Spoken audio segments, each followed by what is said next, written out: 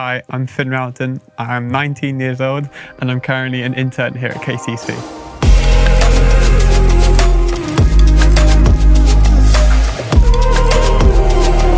So yeah, a little bit about me. Originally down the road from Ringwood, got a younger sister and a younger brother, and joined the church back in September and really loving the internship, and so good that we're getting, back to normal people back in the building. So that's a real blessing. My family, we were kind of Christian, growing up, we went to church on an Easter Sunday or a Christmas Eve carol, concert stuff. But we weren't talking about Jesus every day. We weren't praying every day. So it was in the back of my mind. And if I was asked, I'd probably say I was a Christian. But, that one-to-one relationship with God wasn't really there.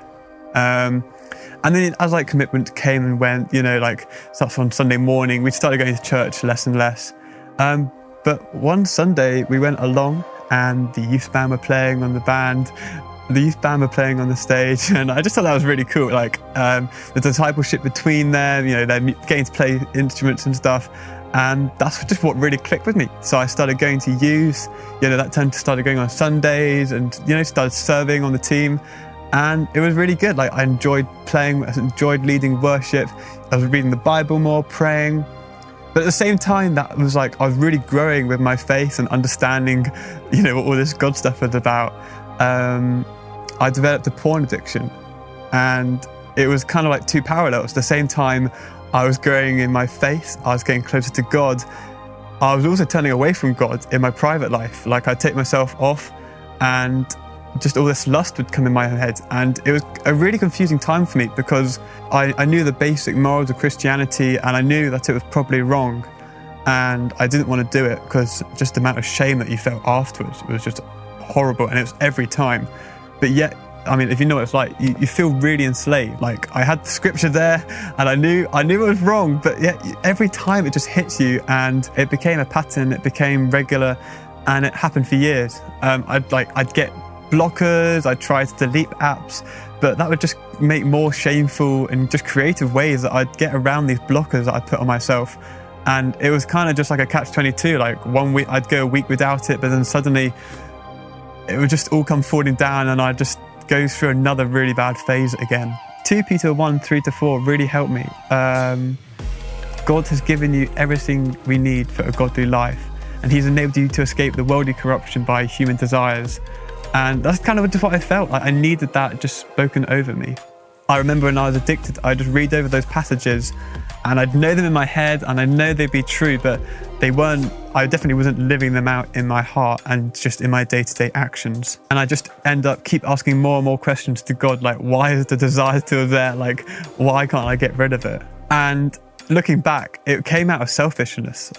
As I was leading worship in church and I was getting more and more being able to serve, I just became worried that if I asked a friend for help, or if I asked for prayer to stop this, that, the word would get around, that I wouldn't be able to serve. And it was just me being selfishness. If I put my relationship with God first, and I hadn't been worried about what earthly consequences would come out of it, then I'd be able to get much more support. And 100% recommend that if you're going through, something like this, that you reach out to your youth leader, or you reach out to a close friend and just get the support, and just have someone there to talk it through with you and help you through it. And I'm not saying that those thoughts will go away overnight. It is still hard, but temptation is always there, and it's just a powerful reminder. When Jesus was in the desert for 40 days, he had the devil breathing down his back, and he had no distractions. He had just him and just temptation for 40 days. And it's just a really good reminder of how powerful God is, that He can put up with that. And definitely just walking with God is just such a more fulfilling, living that godly life is so much more powerful than short-term hits. And it's just really encouraging, just feeling God and hearing from God on a day-to-day basis, that this is just such a better way living. So yeah, Jesus is currently talking to me of quite a little specific thing. I went to just a regular secular school, and people were great, but obviously they weren't all Christian.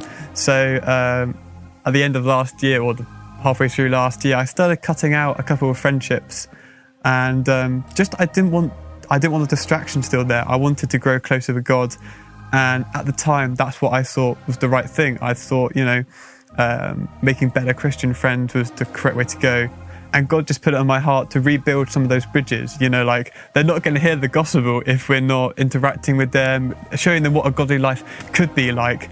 And I'm not suggesting we all go out and make friends with gangs, but if you're in a situation, it's so much more easy to invite someone to Alpha or to bring them to church on Sunday or to the youth group on Tuesday than just going out and talking to real strangers. So that's just something that's God put on my life. And also, when I was moving to KCC, trusting in God was just something that I hadn't really experienced before. Like, when you're going through school, you kind of got this formula that you work through. And I came out of sixth form and I didn't really know what to do. And we were halfway through a pandemic, and trusting in God that KCC was the right thing for me. Like, we weren't able to come and visit the church, and we weren't able to meet the team. It was all on Zoom sort of stuff. And that was a really cool just experience, and something that I've now got, that I can trust in God, and just having that, like, an experience of trusting in God has just made me so much more confident and just helped me be more trusting in Him in the future. Yeah, I'd say to young people, just reading the Bible for those questions. Like, when you come back from New Day, you're on such a high, and we learn all about prayer, we learn all about, all the big unanswered questions sort of stuff. But what really helped cement my faith for me personally was when I started reading the Bible and understanding that, like those situations when God doesn't answer prayer, it's just a really fulfilling way, and really helped me come to terms with some of the tough stuff that, those tough questions that you have about your faith, that they can all be answered in the Bible. Just digging into the Bible, finding out those questions, because they'll still come up. Like, you still get things every day where you're just like, God, why is this going on? And just getting that godly material and that godly cornerstone of why it is, for me, was just really important in securing my faith.